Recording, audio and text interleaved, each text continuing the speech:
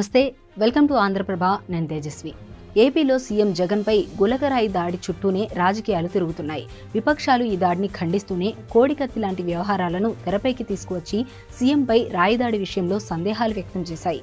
మరోవైపు అధికార పక్షం ఈ ఘటనను రాజకీయంగా ఎంత వాడుకోవాలో అంతలా వాడుకుంటుంది.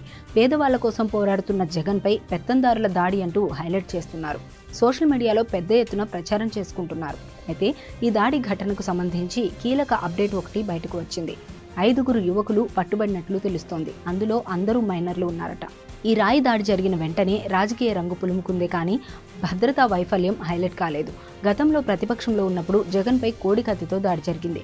ఆ సమయంలో భద్రతా వైఫల్యం అంటూ ఇదే వైసీపీ ఆరోపించింది. కానీ ఇప్పుడు అదే వైసీపీ అధికార పక్షంగా ఉంది.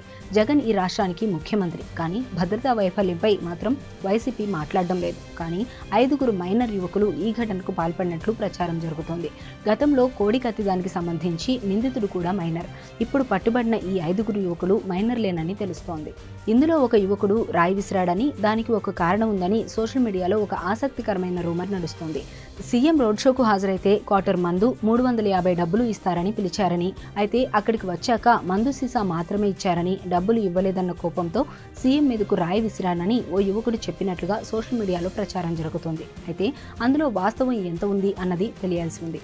ఒకవేళ అదే నిజమైతే మాత్రం ప్రతిపక్షాల కుట్రపూరితంగా రాళ్లదాడి చేయించారని ఆరోపించిన వైసీపీకి ఇబ్బందికర పరిణామమే ఎదురుకానుంది. అయితే వాస్తవాలను దర్యాప్తు అధికారులు వెల్లడించగలరా? ఆ పరిస్థితి ఉందా అంటే మాత్రం సమాధానం దొరకదు.